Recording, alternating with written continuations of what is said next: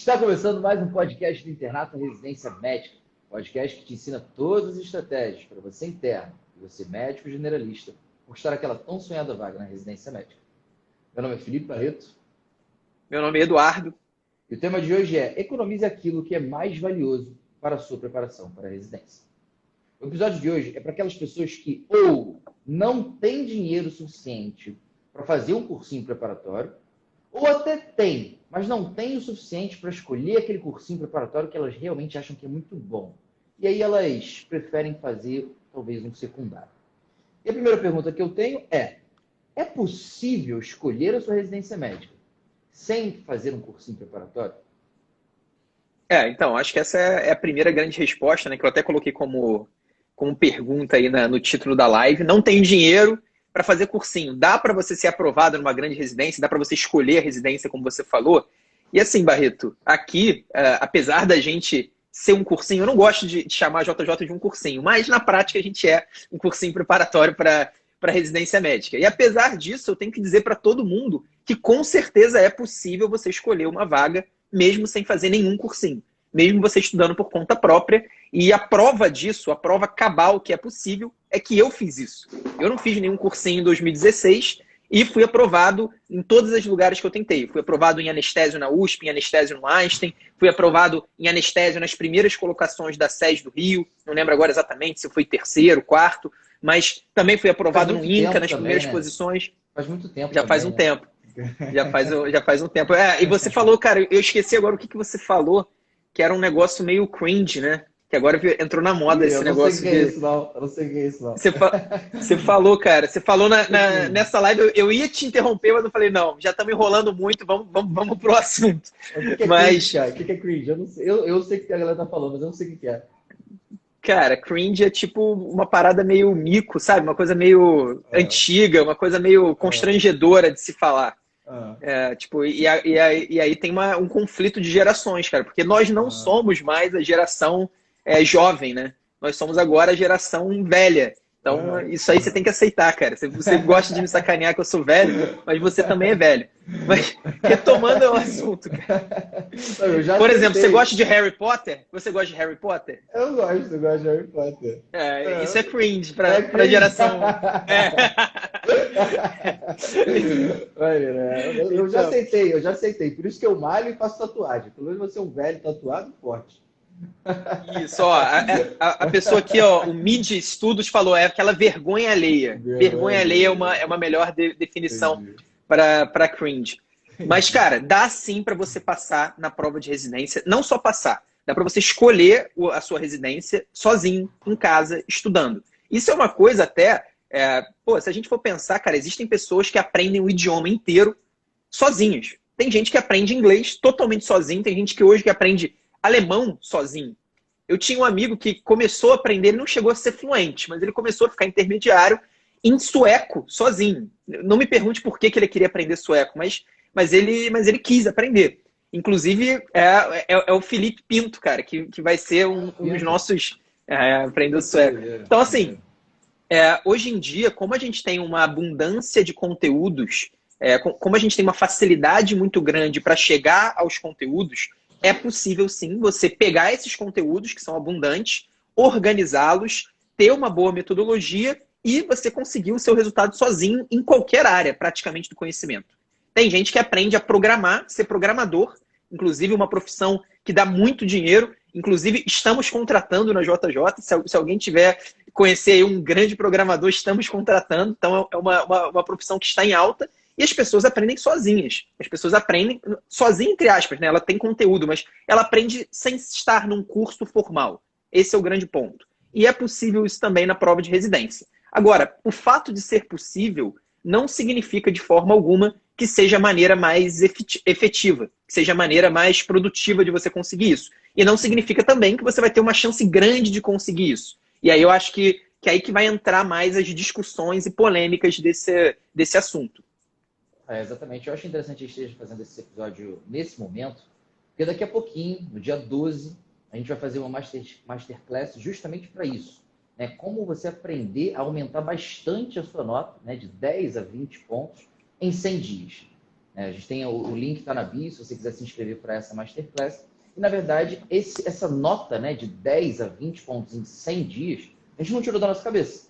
A gente tirou de alguns casos de que a gente teve de pessoas que fizeram um curso intensivo da JJ no ano passado. E um deles foi o Jamison. É Jamison, né, o nome dele, o Edu? É Jamison. Muito gente boa, o Jamison, por sinal. Gente fina.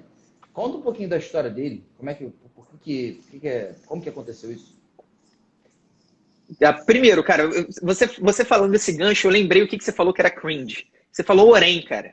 Orem é cringe, porque hoje em dia já é intermédio há uns 5 anos, há uns 6 anos. E você continua falando Orem. Mas você eu gosto de Orem, pô. Meu primeiro Orem, intermédio. Para quem não sabe, o Orem era o nome do intermédio do Rio de Janeiro. Então, aqueles jogos universitários de esporte do Rio de Janeiro, de medicina, era chamado de Orem, mas já virou intermédio há uns 5 anos e o Barreto continua falando Orem, do mesmo jeito que os nossos pais continuam falando, sei lá, ginásio, ao invés de ensino fundamental. Pô, pior que é verdade, né, cara? Pior que é verdade. Pô, tô me sentindo velho agora. Você continua falando Orem. Mas aí, voltando ao Jamison, eu lembrei disso porque o Jamison, a história dele, ele se formou em 2016, no mesmo ano que eu me formei em medicina.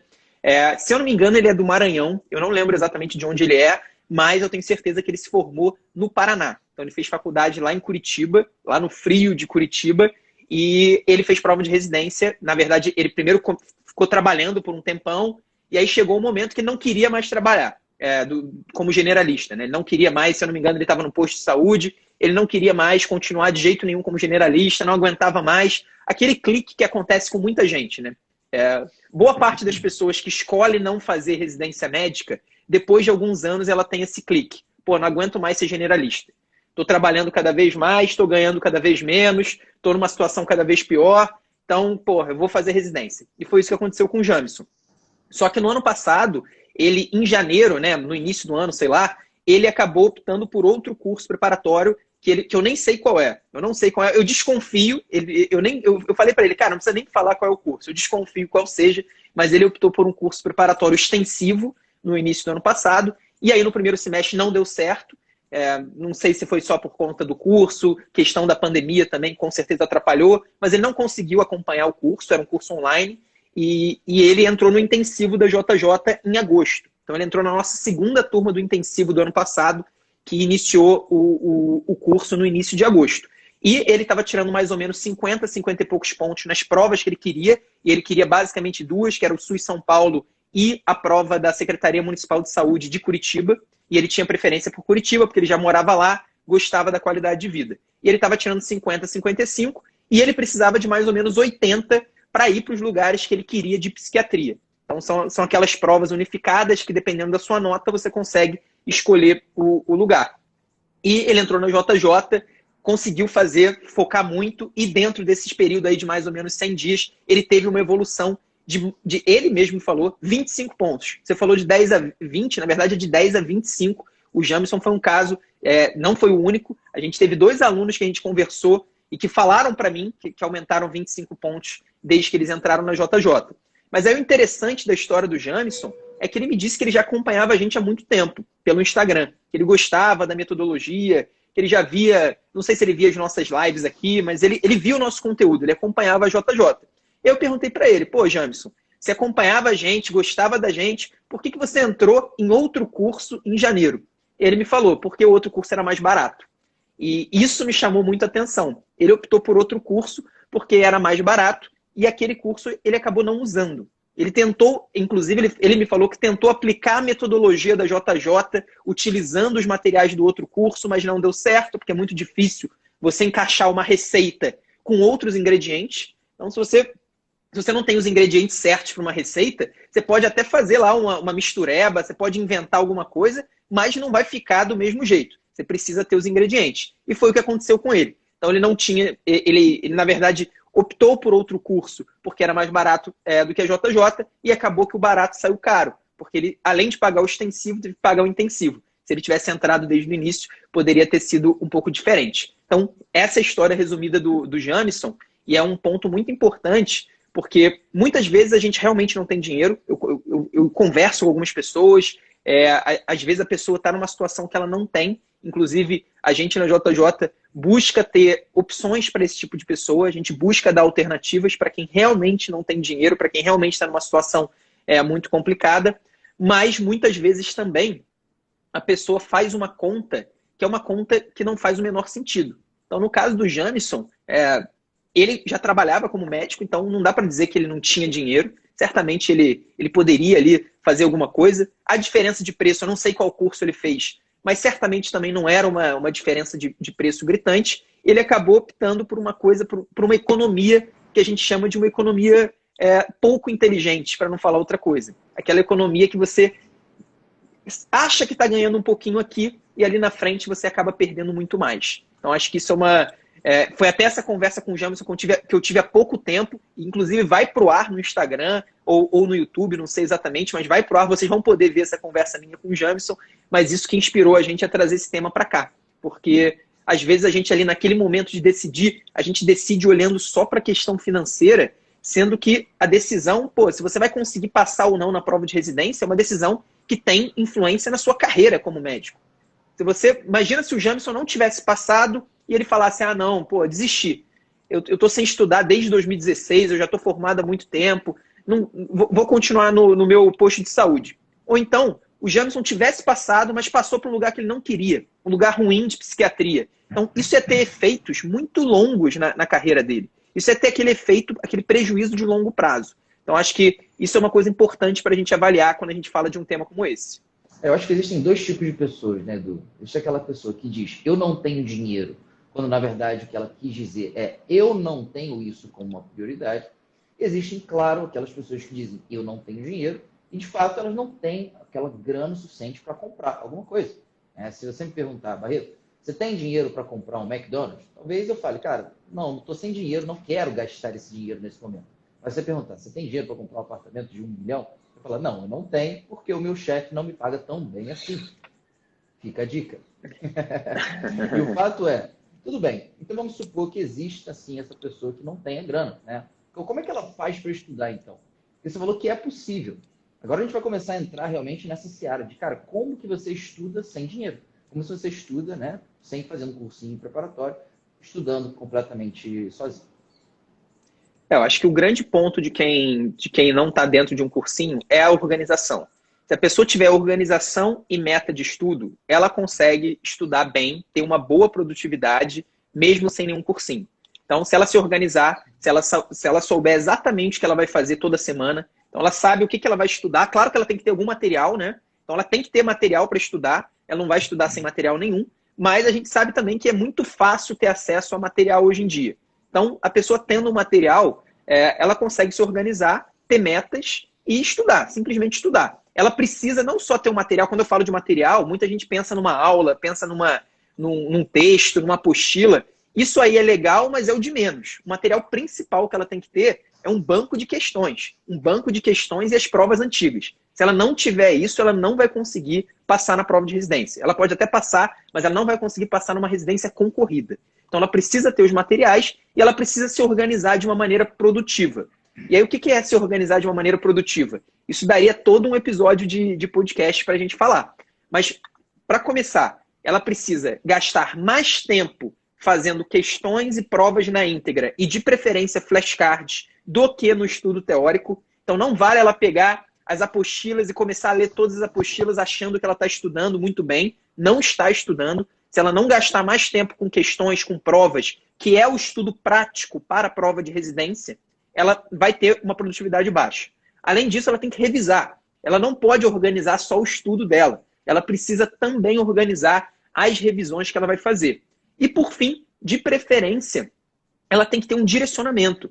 Porque ela tem algumas provas. Com certeza, cada pessoa aí tem algumas provas prioritárias. Eu preciso ter um direcionamento para o que é mais cobrado nas minhas provas prioritárias e também para aquilo que eu tenho mais dificuldade. Então, ela precisa estudar e revisar com mais frequência os temas mais importantes para as provas dela e ela tem também que estudar e revisar com mais frequência aquilo que ela tem mais dificuldade. Então, se ela conseguir se organizar dessa maneira e colocar metas, e aí o que é uma meta? No caso da JJ, por exemplo, os alunos da turma 1 têm a meta de fazer 3 estudos teóricos por semana de fazer 5 revisões inteligentes, que é basicamente fazer questões e flashcards dos temas que ela já estudou com esse direcionamento. No nosso caso, esse direcionamento é dado pela inteligência artificial, então o aluno não precisa se preocupar, mas é o mesmo direcionamento, é um direcionamento para aquilo que cai mais na prova da pessoa e para aquilo que ela tem mais dificuldade. Ele também tem a meta de fazer uma prova ou um simulado toda semana, isso é muito importante, isso é um treinamento prático fundamental. Tem muita gente que estuda sozinho e não faz prova. E, além disso, ele tem a meta da revisão teórica. Pelo menos aí de 2 a 4 revisões teóricas por semana. A revisão teórica é você meio que estudar de novo aqueles temas que você já estudou, já fez questões e mesmo assim está com dificuldade. No nosso caso, a própria plataforma recomenda o tema. Então, a gente monitora o aluno dentro da plataforma, o que ele está indo bem, o que ele está indo mal, o que é importante para a prova dele, o que não é tão importante assim, e a gente recomenda os temas para ele fazer a revisão teórica. Então, essas são as metas do aluno da JJ. As pessoas podem muito bem pegar essas metas e incorporarem dentro da preparação. Agora, a minha dica especial para quem pretende estudar sozinho, para quem acha que realmente não tem dinheiro, é assistir a nossa live do dia 12 de julho. A gente vai fazer uma super masterclass, uma aula mesmo, vai ser uma aula ao vivo, mas não vai ser uma aula ao vivo, não vai ser uma live como a gente está acostumado a fazer aqui, eu sentado, o Barreto sentado, cada um na sua casa, não. A gente vai fazer uma aula no nosso estúdio, uma super aula para você realmente ter uma preparação de alto nível e aumentar de 10 a 25 pontos em 100 dias. E a gente vai explicar, a gente vai falar meta por meta, quais vão ser suas metas a cada semana, a gente vai falar por quê, a gente vai mostrar o que é uma metodologia de alta produtividade. No final, a gente vai abrir as inscrições para o nosso curso intensivo, mas o nosso compromisso, e eu reafirmo o compromisso aqui nessa live com o Barreto, é a gente entregar muito conteúdo, muito valor para qualquer pessoa. Seja uma pessoa que vai entrar no JJ Intensivo, seja uma pessoa que vai tentar estudar sozinha e que não tem dinheiro para nenhum curso preparatório, seja aquela pessoa que está fazendo outro curso preparatório. Aquela pessoa que vai tentar fazer como o Jamison, pega o material daqui, a metodologia dali. Então, vai ser um conteúdo de muito valor em que a gente vai entrar em detalhes nesse tipo de preparação.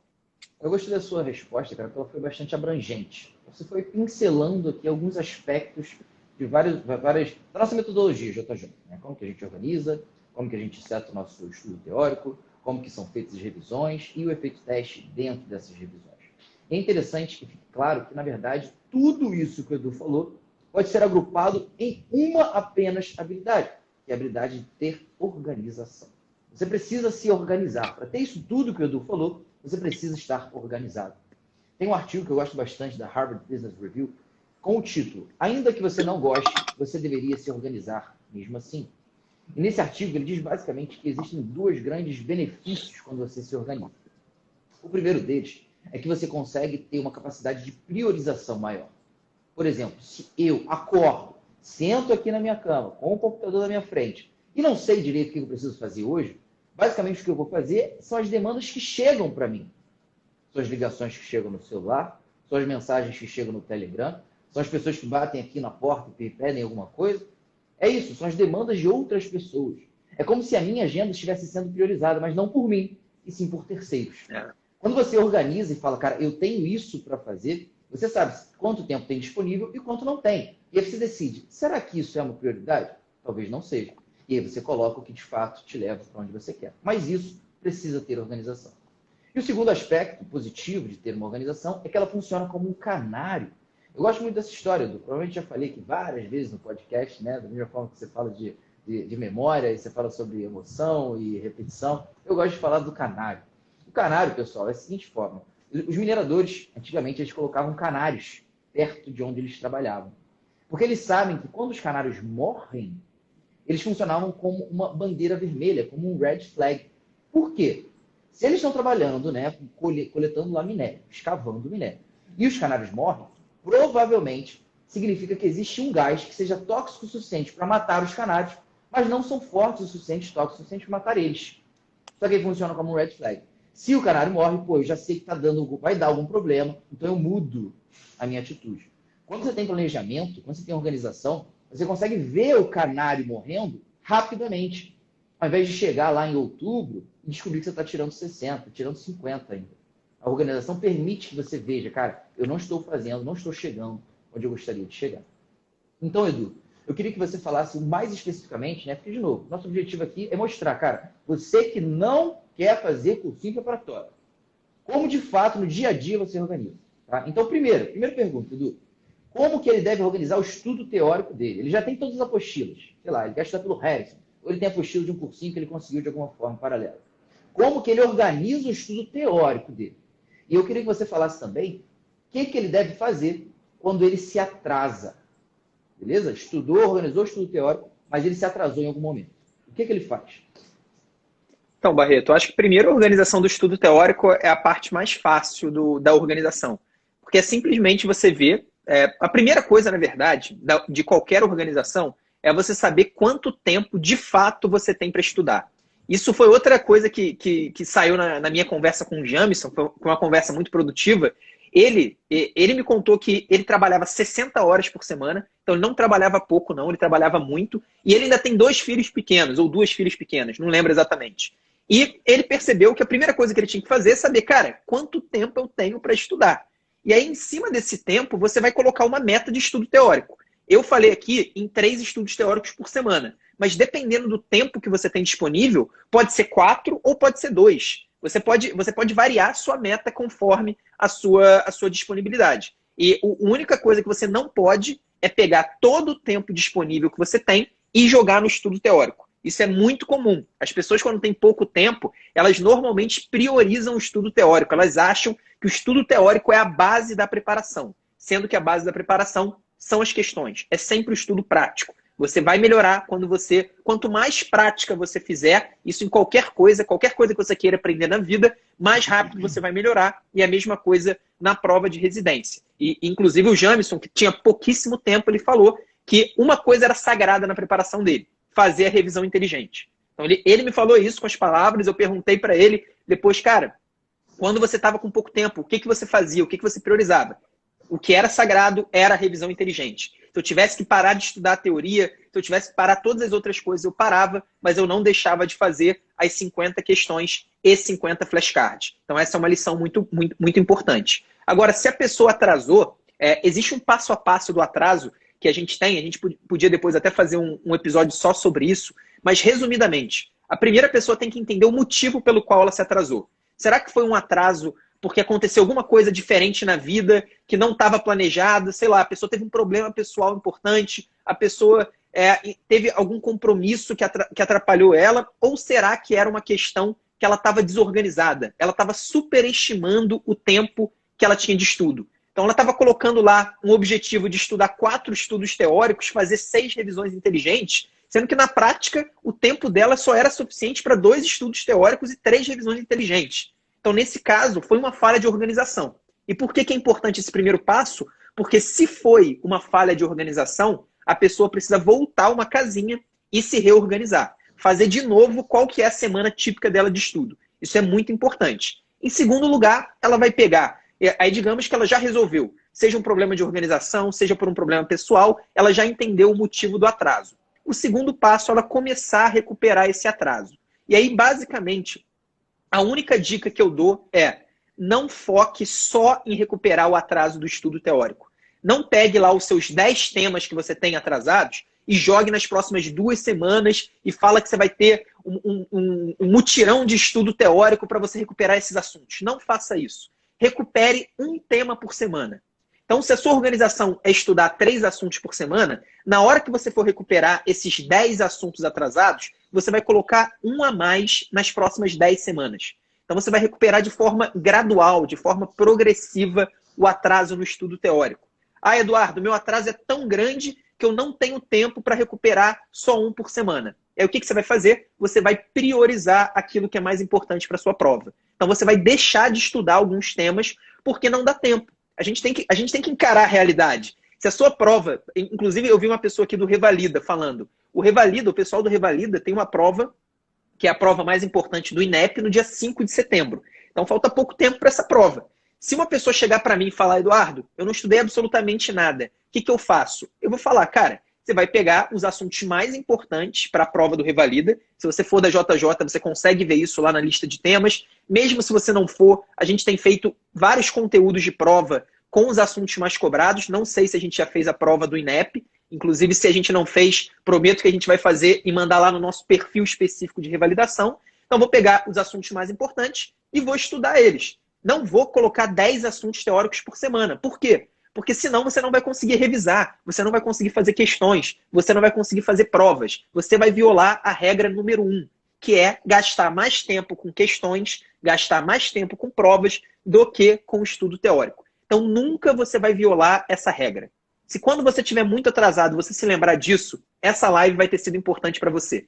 Quando você estiver ali naquele atraso, você jurar por Deus que você precisa focar no estudo teórico, porque você está muito atrasado. Esse é o momento que você vai parar e pensar, não vou cometer esse erro, porque senão eu vou estar indo em direção ao precipício na preparação. Você vai começar a estudar muita coisa, você vai começar a se sobrecarregar e você vai esquecer tudo aquilo que você está estudando. Porque a gente não tem uma capacidade tão grande de absorver tanta informação em tão pouco tempo. Então não dá. A gente tem que manter o equilíbrio do estudo teórico com o estudo prático o tempo todo. Isso é muito importante, isso é essencial. Eu até vi uma pessoa aqui, Barreto, que eu acho que é uma pergunta interessante, que tem um pouco a ver com isso. Deixa eu ver aqui. Edu, muitas vezes cai questão de assunto que ainda não estudei. É normal? É produtivo? Então, tem muita gente que fala isso. Pô, eu vi lá uma questão na revisão inteligente, então, teoricamente, você está revisando um tema e caiu um assunto ou um tópico que a pessoa ainda não estudou. Será que isso é normal? Será que isso é produtivo? Com certeza é normal e com certeza é produtivo. A gente não vai fazer um estudo teórico que abranja a medicina inteira. Não tem como você estudar a medicina inteira. Eu acho que essa é a premissa que a pessoa tem que entender, que qualquer pessoa tem que entender para aplicar uma metodologia de alta produtividade. Você não vai conseguir estudar e memorizar a medicina inteira. Partindo dessa premissa, significa que você vai ter que direcionar. Então você vai ter que escolher alguns temas e dentro desses temas, alguns tópicos para você estudar durante o estudo teórico. Só que aí você vai para a revisão inteligente. E na revisão inteligente, nas questões, pode aparecer qualquer coisa. Claro que existem tópicos muito mais frequentes do que outros. Mas você chega ali na hora da prática, pode acontecer qualquer coisa. A banca pode perguntar qualquer coisa. Pô, Eduardo, mas aí eu vou errar a questão. Tudo bem. A prova de residência não é feita para você acertar todas as questões. É a mesma coisa, imagina, Barreto, que você estuda a teoria do tratamento da hipertensão. Você está fazendo lá um estudo, pegou o Harrison e está lendo sobre o tratamento da hipertensão, ou então você pegou o up-to-date, você é um cara mais atualizado, está pegando aí as últimas referências, você já sabe qual é o alvo pressórico que você vai buscar para cada tipo de paciente, se o paciente é idoso, se o paciente é um adulto, se o paciente tem outros fatores de risco para doenças cardiovasculares, você já sabe também quais são as opções de medicamentos que você tem. Só que aí chega lá na prática, no seu ambulatório, o paciente tem uma comorbidade que você não estudou naquele momento. Aí você fica, eu não estudei. O cara chegou lá, imagina que ele tem gota, por exemplo. E você não viu, cara, como é que é o tratamento da gota, qual é o efeito do losartana, por exemplo, na gota, ou quais são os efeitos das outras medicações, da hidroclorotiazida, e aí você fica meio perdido. Isso é normal? Claro que é normal. Durante o estudo teórico, você não vai aprender o tratamento da hipertensão inteira. Você, na hora da prática, você vai encontrar coisas que você não estudou. E aí, o que você vai fazer? A partir da prática, você vai buscar na teoria a resposta para sua dúvida. Então, você, como médico antenado, vai pegar ali o seu computador, vai pegar ali o seu tablet e vai ver ali rapidinho no up-to-date como é que é o tratamento da hipertensão em paciente com gota. Existe alguma recomendação especial? Existe alguma recomendação diferente? E eu estou usando um exemplo de gota que talvez nem seja tão bom, porque é uma coisa meio que manjada. Mas vai que o paciente tem uma comorbidade ultra específica que você simplesmente não sabe lidar. Você não sabe a interação medicamentosa do que ele está tomando com o que você prescreveria para ele se fosse um paciente sem comorbidade. Então, em todas as áreas da vida, se você aprender inglês, por exemplo, você vai chegar lá no momento que você vai ler um texto e você não vai saber alguma palavra. Às vezes vai ser uma palavra essencial para você entender uma sentença, para você entender uma frase. O que você vai fazer? Você vai olhar a palavra, vai pegar um dicionário, vai perguntar para alguém e a partir da prática você volta na teoria. Então isso é muito importante, é assim que o processo de aprendizado de qualquer coisa acontece. Você tem uma base teórica e essa base teórica ela tem que ser direcionada para aquilo que é mais importante. Então no caso do inglês, todo mundo tem que aprender o verbo to be na teoria. Todo mundo tem que aprender os vocabulários que são mais comuns, os vocabulários mais corriqueiros. Isso você tem que aprender na teoria, senão você nem consegue começar a praticar. Mas a partir do momento que você já tem uma base dessa teoria, você precisa ir para a prática e você precisa errar. Esse é o grande ponto. Você precisa errar. E é a mesma coisa na prova de residência. Você tem que ter aquela base teórica, uma base enxuta, uma base direcionada para aquilo que é mais importante, e você precisa, o mais rápido possível, começar a errar questões e errar flashcards. Quanto mais erros de questões e mais erros de flashcard você tiver, mais oportunidades de aprendizado você tem. Significa que a cada erro de questão, a cada erro de flashcard, você tem uma oportunidade de aprendizado. Alguns erros, eles são mais importantes do que outros. Na última live, o Barreto trouxe aqui, eu pedi para ele trouxe um exemplo de uma questão que era sobre os efeitos adversos de imunossupressores extremamente específicos. Então, eram imunossupressores usados para doenças específicas que a gente não está acostumado a ver no nosso dia a dia. Então, era uma questão extremamente difícil. Esse tipo de erro, qual que é a importância dele? Na minha visão, nenhuma. Porque você não tem como aprender a medicina inteira. Lembra da premissa que você não tem como aprender a medicina inteira? Então, esse tipo de erro, ele tem uma relevância praticamente nula. Agora, se eu erro uma questão sobre o efeito adverso da hidroclorotiazida, por exemplo, nesse caso é um erro muito importante, é um erro que merece ser revisado com atenção. Então, quando a pessoa vai estudar sozinha, ela precisa ter essa clareza. Que ela não pode focar só no estudo teórico, ela precisa fazer questões e ela precisa utilizar os erros cometidos nas questões e nos flashcards, se ela tiver flashcards bem feitos. Não adianta flashcard mal feito. E aí só uma dica para flashcard bem feito ou mal feito. Se você tem um tema que você tem 200 flashcards, os seus flashcards são mal feitos. Porque eles não focaram em nada. Eles fizeram um resumo da aula em flashcard. E aí você não direcionou nada. Então, você precisa começar a errar o mais rápido possível para você aprender. Foi assim que eu passei em 2016. Você não fez essa pergunta, Barreto, mas, pô, Eduardo, como é que você passou? Eu passei em 2016 sem cursinho preparatório de residência médica, focando muito em questões, focando muito em revisão, focando muito em provas e corrigindo meus erros. Essa foi a maneira como eu passei. E deixando um monte de tema de lado. Essa é uma coisa, eu até falei na última live, não lembro agora se foi uma live para os nossos alunos ou uma live aqui dentro, aqui no Instagram, mas eu falei na última live que eu decidi deliberadamente não estudar estatística. Eu vi que era um tema que podia ser cobrado em preventiva, mas eu vi que as provas que eu fazia não cobraram estatística nos últimos anos.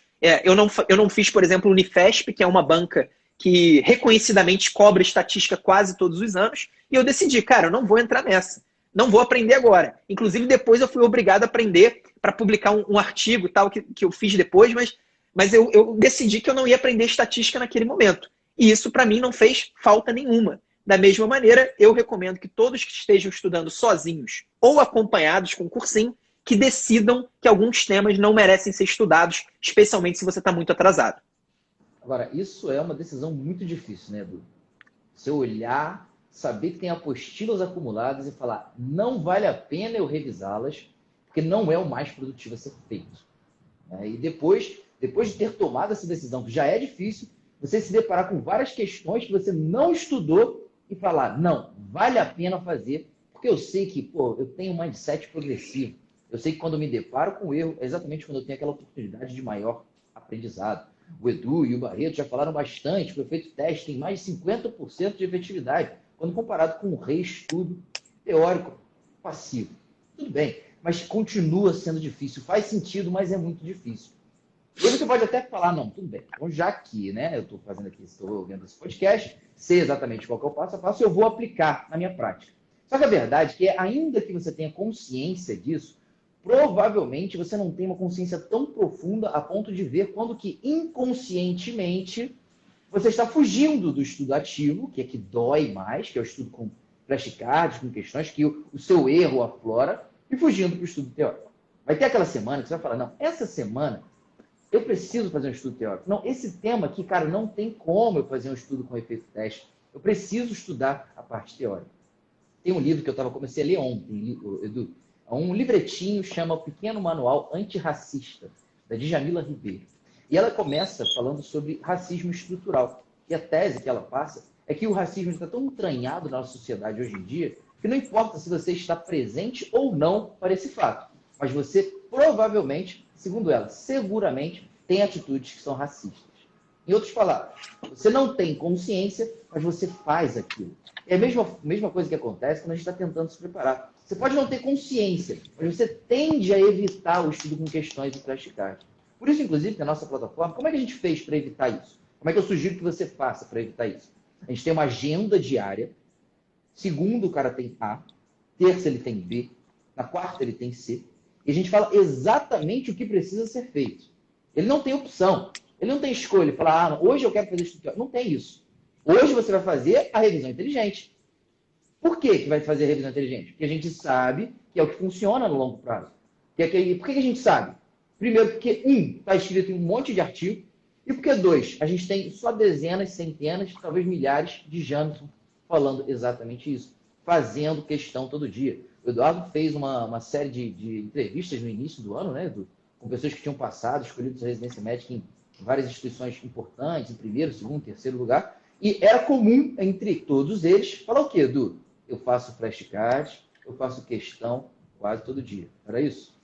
Isso é interessante, Barreto, porque quase todos, isso a galera, inclusive, pode assistir, né? Porque tá aqui no IGTV e também tá no nosso canal do YouTube, todas as entrevistas que eu fiz no início do ano. Foram várias entrevistas. Não lembro se chegou a 10, 9, no mínimo 8 pessoas eu com certeza conversei no início desse ano e publiquei aqui no nosso Instagram e no nosso YouTube. E todos eles não só faziam, como eles eram obcecados pela revisão inteligente. Esse é o grande ponto.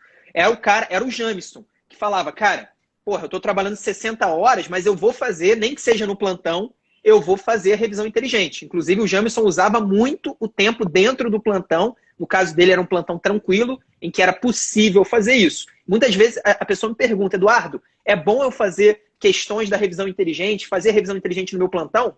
Eu vou responder, não é bom. O ideal é que você faça em casa, com tranquilidade, concentrado. Mas se o seu mundo real é que você não tem tempo de fazer em casa, ou em casa é pior ainda, porque você tem 2 filhos querendo a sua atenção o tempo todo, nesse caso, o Jamerson pegou a opção menos pior, que era fazer no plantão, ele fez e deu certo. Então, isso é interessante. A gente sempre tem que olhar qual que é o nosso contexto real para que a gente consiga mesmo chegar no mais próximo possível de uma preparação com produtividade. Isso é tão importante, essa organização, que antigamente a gente utilizava, né? Perguntaram aqui, a gente usava a plataforma da Medkey. Só que essa plataforma, ela fazia uma organização somente da agenda de revisão. Ou seja, ele falava, hoje você precisa fazer essas questões, essas questões, essas questões. Só que não tinha uma organização de estudo teórico, de revisão teórica, de simulados. São outros tipos de estudos, né? Na JJ a gente tem 4 tipos de estudos. Na verdade, na JJ e em qualquer tipo de preparação profissional, você deve ter esses 4 tipos de estudos, inclusive fora da preparação para residência. Se quiser aprender piano, aprender francês, também é o mesmo tipo de organização. E ainda tem os flashcards, Barreto. Os flashcards, eles são... eu até vi uma pessoa aqui, deixa eu pegar essa mão. Primeiro, um abraço para Priscila, que falou que está de plantão agora. Espero que você tenha um plantão tranquilo, um plantão que você consiga assistir a gente até o final. Bom trabalho para você. A Carol perguntou, oi, tudo bem? Criar questões, casos para fazer também tem boa efetividade? E aí, essa pergunta é parecida com a pergunta que muitas vezes a gente recebe. Vale a pena eu fazer meus próprios flashcards? Vale a pena eu criar as minhas próprias questões? Nesse caso, você só tem um problema. E esse problema pode ser importante. Quando a gente cria as próprias questões e a gente cria os próprios flashcards, nós precisamos ter certeza que aquilo que a gente está colocando na questão e que aquilo que a gente está colocando no flashcard é o que você precisa aprender. É a parte que a banca cobra com mais frequência. Então, por exemplo, os flashcards da JJ, a gente já falou isso algumas vezes, eles são feitos eles são o primeiro material da JJ a ser produzido. Então, de todos os materiais, a gente tem flashcard, a gente tem aula, a gente tem apostila digital, a gente tem mapa mental e a gente tem comentários de questão. Basicamente são os nossos materiais, além de algumas coisas extras. Mas o primeiro material são os flashcards. E como eles são produzidos? Eles são produzidos a partir das questões daquele tema dos últimos anos. Então, se o Barreto vai começar a fazer flashcards sobre síndromes coronarianas, a gente vai entregar para o Barreto todas as questões que caíram sobre síndromes coronarianas nos últimos 5 anos, num grupo de provas, a gente usa 25, 30 provas, que são as provas mais importantes do Brasil, e a partir dessas questões, o Barreto vai fazer os flashcards de síndromes coronarianas. Então, não é que o Barreto vai achar que tal coisa é importante dentro do assunto. Ah, eu acho que é legal colocar isso no flashcard. Eu acho que é melhor colocar aquilo, eu acho melhor colocar isso. Não é uma questão de achismo. É uma questão da gente ver que está sendo cobrado com frequência nas provas e, a partir disso, fazer os flashcards. Então, quando a gente vai criar os próprios flashcards ou as próprias questões, para você que está estudando sozinho, você que está em casa sem fazer nenhum curso e pretende continuar sem fazer nenhum curso, você precisa criar, não da sua cabeça, mas sim da cabeça das bancas. Isso é uma lição muito importante. A gente vê isso acontecendo muito, por exemplo, em alguns cursos que contratam professores especialistas que estão completamente desconectados das provas de residência. E aí o problema não é o professor ser especialista, o problema não é o professor. O problema é que o curso não dá as ferramentas que o professor precisa para entender o que é mais cobrado nas provas. E aí, às vezes, o cara, ele dá uma excelente aula, uma aula realmente muito boa, uma aula que explica aquele tema. Só que não é uma aula direcionada para a prova de residência. Então, a gente vê isso acontecendo e na JJ a nossa premissa é, cara, a gente começa vendo as questões. Depois das questões, a gente começa a fazer os flashcards. Depois dos flashcards, aí sim, a gente começa a produzir os outros materiais. Então, acho que isso é muito importante quando a gente pensa em criar próprias questões, criar próprios flashcards. Isso é um processo que realmente é minucioso, né? Porque não é basicamente você olhar o que a questão está cobrando. Porque, por exemplo, a questão pode cobrar, não sei, vamos lá, uma questão de infarto e te pergunta, fala um caso clínico de infarto e tem um eletrocardiograma. E aí te pergunta, qual que é a parede que está sendo acometida? E você tem que olhar quais são as derivações, né, que tem supra, tem infra de ST, para decidir qual que é a parede anterior, se é a parede posterior, inferior. Essa avaliação, você pode criar flashcards bons ou ruins. Qual que é o flashcard que é ruim? Criar uma tabela gigantesca que correlaciona a parede com a derivação. Por que isso é ruim? Porque, geralmente, o que você precisa saber para acertar uma questão não é a tabela de fato inteira, mas somente a correlação que era o gabarito da questão. O que, geralmente, quando é esse caso, né, nessa aula de síndrome coronariana, o que eles cobram é a associação da parede inferior, o D2, D3 e AVF. Então, você não precisa mais saber nada. Isso é um flashcard bom. Quais são as derivações da parede inferior? Qualquer outra coisa além disso é um custo de oportunidade. Você está gastando tempo estudando uma parada que dificilmente vai cair. E, na verdade, eu digo para vocês, como eu dou essa aula, eu sei que não cai. Então, se você estiver decorando qualquer outra coisa fora disso, não decore. Isso aí é bem interessante, Barreto. Vamos, então, falar até para o pessoal começar... O pessoal que vai estudar sozinho. Quem é da JJ, fica tranquilo que nos nossos materiais já vai ter esse direcionamento. Então, você não precisa fazer um direcionamento dentro do direcionamento, porque senão você pode acabar se perdendo. Mas imagina você que está tentando estudar sozinho. Você quer tentar identificar quais são os tópicos mais cobrados. A melhor maneira de fazer isso é vendo as questões. Então, pegando as questões e tendo uma trabalheira para isso. Agora, existe uma outra maneira, que é você conseguir entender o que as bancas gostam de cobrar. O que as bancas normalmente cobram dentro de um assunto. Uma das coisas é isso que o Barreto falou aí. Isso aí é o que eu chamo de exceção. As bancas adoram cobrar exceções. E por que o infarto de parede inferior é mais cobrado do que o infarto de parede anterior, por exemplo? Inclusive, clinicamente, o infarto de parede anterior ele é mais importante. Normalmente são infartos mais extensos, são infartos que podem gerar mortalidade em mais casos. Então, clinicamente é mais importante o de parede anterior, mas para a prova de residência é muito mais cobrado o de parede inferior. Mas por que isso acontece? Porque o de inferior ele tem uma característica, uma peculiaridade. Quando a gente tem infarto de parede inferior, existe a possibilidade da gente também ter um infarto de parede de ventrículo direito. Então, quando a gente tem lá um supra de ST em D2, D3 em AVF, a gente precisa obrigatoriamente fazer um eletrocardiograma do lado direito. Então, a gente pega lá e faz do lado direito para ver se existe também um infarto de ventrículo direito. E se existir um infarto de ventrículo direito, você muda todo o tratamento do infarto. Você muda, ele fica bem diferente. Então, é uma peculiaridade, é uma exceção. O infarto de parede inferior é como se fosse um cisne negro. Todos os cisnes são brancos, então o tratamento do infarto é sempre igual, você tem que decorar lá a correlação, mas o de inferior tem essa peculiaridade. Outra coisa que as bancas adoram são as comparações. Então, tudo que você puder comparar, as bancas de residência médica adoram comparar. Você pode pensar em praticamente todos os temas existe uma comparação. Uma clássica, por exemplo, retocolite ulcerativa e doença de Crohn. O que eu estudaria se eu fosse uma pessoa estudando sozinha? Eu estudaria as diferenças entre elas. Estuda as diferenças clínicas, estuda as diferenças patológicas, foca nisso. Câncer de tireoide é outro clássico. Câncer de tireoide, a gente tem alguns tipos histológicos importantes. Então, a gente tem o papilífero, a gente tem o folicular, a gente tem outros também que são importantes, mas esses são os dois principais. Se você conseguir memorizar as diferenças no diagnóstico, no tratamento e no segmento desses dois tipos, do papilífero e do folicular, você já vai acertar a maioria das questões de prova de residência. Então, quando a gente começa a entender o que as bancas gostam de cobrar, a gente começa a ter um olhar clínico quando a gente vai estudar. Então, quando a gente vai estudar, a gente entende, tudo aqui é importante. Mas o que é mais importante? O que eu realmente preciso decorar? Eu preciso decorar as exceções, eu preciso decorar as comparações, eu preciso decorar as novidades. Então, Covid-19, por exemplo, é uma novidade? Sim, ainda é uma novidade. Com certeza vai ser o assunto mais cobrado em todas ou em quase todas as provas de residência médica desse ano. Então, você precisa estudar, você precisa se aprofundar nisso. Então, existem várias coisas que levam a gente a perceber que aquele tópico específico ele é mais importante do que os outros. Quem consegue começar a pescar isso é a pessoa que vai saber, por exemplo, fazer os próprios flashcards. Porque essa pessoa já está ligada. Ela já sabe que o infarto, se for cobrado, vai ser cobrado de parede inferior. Ou que as bancas adoram comparar. Então, ela vai comparar a angioplastia primária com a trombólise. E aí, o que significa comparar? Quais são as indicações de uma? Quais são as indicações de outra? Qual que é melhor do que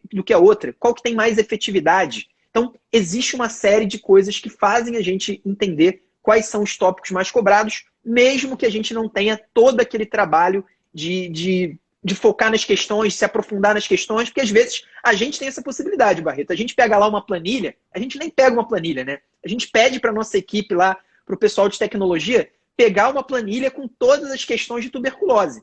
Nem todo mundo vai ter essa mesma facilidade, mas às vezes você vai entender, a partir de algumas coisas, o que a banca gosta de cobrar. Isso é muito importante, isso é muito legal. Outra coisa que as bancas adoram cobrar, vamos deixar esse por último então, pontos contra-intuitivos, coisas que não parecem verdade. Então tudo que não parece verdade, mas é uma coisa que a banca adora cobrar. Por exemplo, o tabagismo ele é um fator de risco para uma série de doenças. Inclusive, é a maior causa de morte evitável no mundo ainda hoje. Então, o tabagismo ainda é a maior causa de mortes evitáveis e é um fator de risco para 1 milhão de doenças. Só que para algumas doenças específicas, ele não é um fator de risco. Ele é considerado até um fator protetor. Por exemplo, a retocolite ulcerativa. A retocolite ulcerativa ela tem um melhor prognóstico, pelo menos é isso que os estudos mostram, para pacientes que são tabagistas. Isso é um ponto contra-intuitivo. Da mesma maneira, o câncer de bexiga. Você sabe qual é a medicação usada para evitar recorrência de câncer de bexiga, Barreto? É BCG, não é? É a BCG, é a vacina BCG. A vacina BCG é injetada na bexiga de alguns pacientes que têm câncer de bexiga para reduzir a chance de recorrência do tumor. Isso é uma coisa que parece até piada, né? Parece que é mentira, mas é verdade. Podem estudar que isso é verdade. E isso já caiu várias vezes em prova de residência. Se você pegar as questões sobre câncer de bexiga, você vai ver que é um assunto que é relativamente raro, mas quando ele cai, muitas vezes o que vai cair é isso. É a vacina BCG como remédio para evitar recorrência. Então, exceção, comparação, pontos contra-intuitivos, coisas novas, são todos pontos aí que você que vai estudar sozinho, ou você que está naquele cursinho que não te dá o menor direcionamento, sabe aquele cursinho que te joga uma aula de 3 horas, que te joga um livro, uma apostila de 100 páginas, você vai ficar de olho nesses pontos para ter uma preparação aí muito acima da média, para fazer uma preparação profissional de prova de residência. Em outras palavras, se você quiser criar um cursinho preparatório ou estudar sozinho, é basicamente a mesma coisa que você precisa fazer. Você precisa aprender a metodologia JJ e começar a aplicar. Na verdade, Edu, a grande diferença aí é como se fosse uma permuta, né? As pessoas estão economizando dinheiro e gastando um pouco mais de tempo. Se você é aquela pessoa que tem bastante tempo, né, para gastar, E assim, na verdade, você até pode continuar gastando menos tempo, em tese, né? Porque você gasta menos tempo, tem um estudo menos efetivo, você não consegue fazer o estudo mais efetivo possível, o que aumenta a probabilidade de você não conseguir escolher a sua residência médica, ou pior, passar para um lugar que você não, de fato, gostaria. E aí você acaba entrando naquele ciclo vicioso.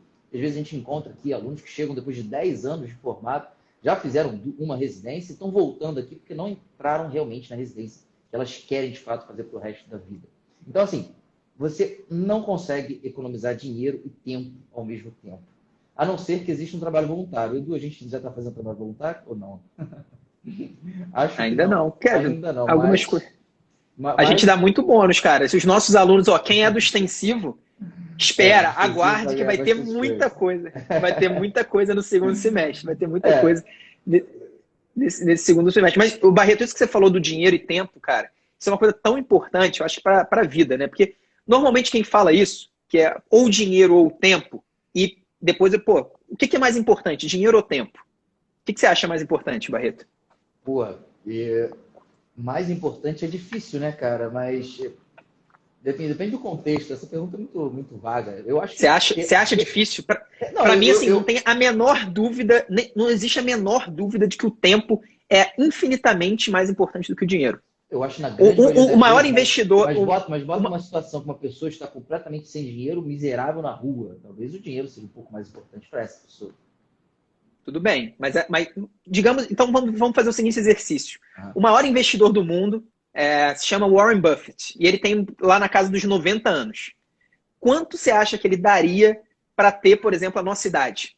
Para ter 20... Você tem 26, Barreto? 27? Você já está velho também, né? Acabei de fazer 27, já tenho cabelo branco já. Então, quantos bilhões de dólares você acha que ele daria para ele voltar no tempo e ter a sua idade, mesmo que ele não tivesse nada, mesmo que ele realmente tivesse uma situação de miséria? Você acha que ele...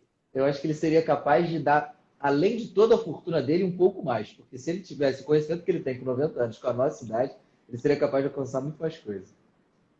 Então, o tempo ele é muito mais importante. É claro que, por exemplo, se a pessoa opta por estudar sozinha e ela consegue se organizar e passar na prova de residência, talvez tenha valido a pena. A pessoa, apesar de ter gastado mais tempo, esse tempo que ela gastou nesse ano para se organizar, para ver o que cai mais em cada tema, para ver quais são os assuntos mais importantes na prova dela. No caso do aluno JJ, ele já tem tudo isso de bandeja. Então, ele gasta menos tempo com esse tipo de organização. Esse tempo que a pessoa gastou, ela pode até achar que valeu a pena. Eu economizei um dinheiro, gastei um tempo a mais, mas tudo bem. Só que, além da questão do tempo, existe o fator risco. E aí que entra o grande ponto. A pessoa, ao optar por estudar sozinha, ela está adicionando um risco adicional. Ela está adicionando risco adicional, não, né? Ela está adicionando um risco a mais para ela. Adicionando um risco a mais. Hoje eu tô o cara do plebantagem. Tá piorando o risco. Tá piorando o risco. Cara, piorando para mais. Desculpa, galera. Eu tô conversando muito com o Barreto, cara. Esse é um problema. Eu vou no RH aí fazer reclamação de você. É que a idade é assim mesmo. Você já está começando a fazer aquele declínio. É comum. Declínio da idade. Declínio cognitivo da idade. Então vamos voltar. Cara, eu ia falar, vamos rebobinar. Vamos rebobinar. Isso é cringe. Cara, eu ia falar, vamos rebobinar. É sacanagem. Não, mas vamos voltar então, cara. Pior que agora eu perdi o que eu tava falando, cara. O que eu tava falando? Você falou que tem o não, lembrei. Tudo bem, a pessoa pode achar que o tempo que ela gastou ali a mais, e se ela conseguir passar, ela pode achar que valeu a pena. Só que ela não sabe se ela vai conseguir passar. E no momento que ela decide economizar dinheiro, ela está adicionando um risco na preparação dela. É claro que o risco de quem se prepara sozinho, o risco de não passar, né, na prova de residência, ou passar numa daquelas que ela não queria, é um risco maior do que a pessoa que tem um estudo organizado, que tem um estudo com inteligência artificial, que tem um estudo com um apoio e um suporte muito maior. Então, existe fator risco. É o fator tempo mais risco, que é uma decisão, por isso é uma decisão mais difícil. E aí, às vezes, eu ouço as pessoas falando, cara, você passou sem fazer cursinho, o que você fez? E eu não ouço isso só de prova de residência. Eu já conversei com vários amigos que estavam fazendo prova para outras coisas. O cara está fazendo prova para fiscal da Receita Federal, a pessoa está fazendo prova para juiz, para juíza. Já conversei com várias pessoas sobre isso. Eu sempre falo, cara, se existe um cursinho bom, olha aí e vê se tem um cursinho bom. Cursinho bom não é o cursinho que tem aulas mirabolantes, não é o cursinho que vai organizar a sua vida, vai te direcionar e vai te colocar na rota da aprovação. Esse é um cursinho bom, na minha opinião. Não é aquele cursinho que você acha que você está fazendo para aprender medicina e passar na prova de residência. Isso aí não existe. Isso aí é o efeito pato. O efeito pato a gente já falou algumas vezes, né, Barreto? Eu já fui até criticado por causa do efeito pato. O pato anda, voa e nada. Só que, na minha visão, ele não faz nenhuma dessas três coisas muito bem. Algumas pessoas falam que ele nada muito bem, tudo bem. A gente pode até conversar sobre isso. Mas toma cuidado com o efeito pato. E aí o que eu falo para essas pessoas é, se existir um cursinho bom, cara, invista nisso. Porque você vai reduzir o seu risco e provavelmente você vai economizar tempo. E tempo é muito mais importante do que dinheiro. Não tem nem comparação. Então, acho que essa é uma coisa muito importante aí para ser falada. A gente já viu vários exemplos. E, não, tudo bem, Eduardo. Pô, vou gastar um dinheiro, mas eu também não tenho garantia que eu vou passar. Claro que você não tem garantia. Pô, senão o cursinho ia custar quanto? Imagina um cursinho que você tem certeza. Eu me matriculo nesse cursinho e eu saio dele já juiz. Eu já saio dele com aqueles salários enormes de juiz. Mas tem cursinho assim. É que chama propina, não chama cursinho. Então, exatamente. Se essa pessoa comprar a vaga, comprar alguma coisa. Aí é mais caro, né? Quanto que custa para comprar uma vaga, Barreto? No Rio, quando eu entrei, tinha um caso de uma pessoa que tinha comprado vaga por 50 mil, 80 mil reais. Então, para medicina, tá sendo isso aí. Então, exatamente. Estava. Mas a grande questão é, se você encontrar um cursinho que diminua o seu risco de não passar, que economize o seu tempo, muito provavelmente vai valer a pena você investir nisso. E, de preferência, cara, isso é uma coisa que a gente faz no JJ, a gente fala bastante disso porque eu acho muito importante. Eu acho, na verdade, uma grande sacanagem você cobrar um dinheiro da pessoa e você não oferecer nenhuma garantia para ela. Ela me pagou, e aí, cara, se ela não gostar, se o seu cursinho for horrível, se ela não se adaptar, ela não tem nenhum dia para você devolver o dinheiro. Você já retém ali a taxa de matrícula, você já reteve o dinheiro tal, a pessoa já deixa um dinheirão ali só porque ela optou por entrar no seu curso. Na JJ isso não existe. A gente sempre dá garantia. Às vezes, quando o curso é extensivo, quase sempre a garantia de 30 dias. Quando o curso é menor, às vezes a garantia de 14 ou 15 dias. Mas a gente sempre vai dar a oportunidade da pessoa entrar lá, ver se faz sentido, ver se vai ajudar, para depois sim ter essa decisão. Então, acho isso muito importante mesmo. Eu sempre ligo o alerta, qualquer curso qualquer curso que eu faça, qualquer coisa que eu compre, hoje eu sempre ligo o alerta da garantia. Porque quem não oferece garantia, normalmente é porque está inseguro sobre o que está oferecendo, sobre o seu serviço, o seu produto. Se eu não ofereço garantia nenhuma, é porque, na verdade, provavelmente é uma armadilha. Então, prestem atenção nisso quando vocês forem se matricular, não só em curso de residência médica, para qualquer coisa. Se o cara não está oferecendo para você garantia, é porque talvez você devesse escolher outra coisa, devesse escolher outro lugar. Exatamente. Eu gostei bastante dessa finalização, Edu. Acho, inclusive, que a gente pode encerrar por agora. Porque deixou bem claro para os alunos que eles têm um problema. E esse problema é que existe uma discussão interna, né? Uma discussão se vale a pena fazer um investimento financeiro em prol de conseguir alcançar o resultado que eles querem no final do ano. Ou, se não, vale a pena assumir esse risco de talvez não alcançar esse resultado para que eu, pelo menos, economize esse dinheiro. O problema que a gente mostrou aqui é que você consegue fazer isso e ainda assim se preparar de forma profissional. O único problema é que você vai ter que gastar um outro recurso que é muito importante para você, que é o tempo. Se você estiver disposto a fazer isso, cara, vai na fé. Se você não estiver disposto, escolha um cursinho que a gente aqui só conhece a JJ, fazendo preparação profissional, mas se você encontrar qualquer outro utilizando essa mesma metodologia, cara, vai na fé. Talvez seja até mais barato, então tudo bem. O importante é que você use essa metodologia que realmente faz sentido, que vai fazer você passar. E claro, se você tivesse chegado agora na live, não tiver ouvido ou quiser rever o que a gente já conversou, é só você, como o Eduardo diz, rebobinar aí um pouquinho a fita, que você vai conseguir ver todas as informações. Quer finalizar com alguma coisa, Edu?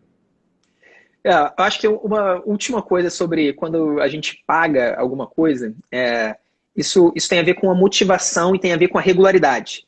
A gente falou o tempo todo de metodologia, né? De você direcionar, de você usar mais questões, de você realmente ter uma metodologia de alta produtividade. Mas existe outro fator importantíssimo, fundamental, para você passar em qualquer concurso, inclusive na prova de residência, que é a consistência, a regularidade de estudo. E, normalmente, as pessoas que pagam alguma coisa, especialmente se for um investimento relevante para elas, elas se sentem na obrigação de participar, de ter regularidade. Quantas vezes você já viu uma pessoa que, tá desmotivado, Barreto, para malhar, mas, cara, eu vou malhar porque eu tô pagando. A pessoa, pelo menos por algum tempo, ela vai ter esse pensamento. Depois ela pode até chutar o balde e falar, cara, dane-se, tô pagando, mas vou ficar em casa. Mas quando a pessoa faz o investimento, normalmente ela se motiva mais e tem mais chance de estudar com regularidade. Essa é uma outra vantagem. E claro que tem gente que sozinho vai ter regularidade. Eu tive em 2016. Eu estudei com muita consistência, principalmente no segundo semestre de 2016, mesmo estando em casa sozinho.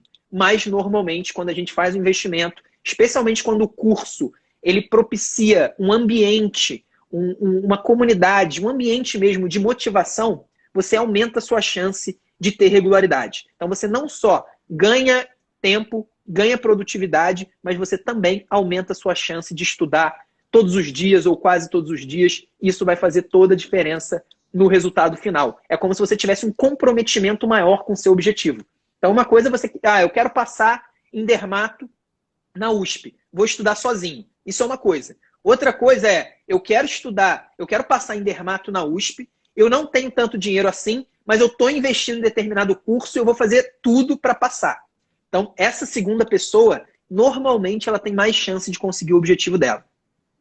Exatamente. E só para relembrar, a gente até o momento, pelo menos, todos os lançamentos de curso extensivo que a gente fez, a segunda parcela só é paga se você passa exatamente para uma das 5 instituições prioritárias, né? Para a instituição que você escolheu. Então, se você escolheu passar para a USP, né, Unifesp e mais umas 3, que você não passa para aquelas, você manda uma garantia para a gente que você realmente fez aquela prova e você não precisa pagar se você não tiver realmente passado. No final das contas, é o seguinte, como o título do episódio diz, economize aquilo que é mais valioso para a sua preparação para a residência.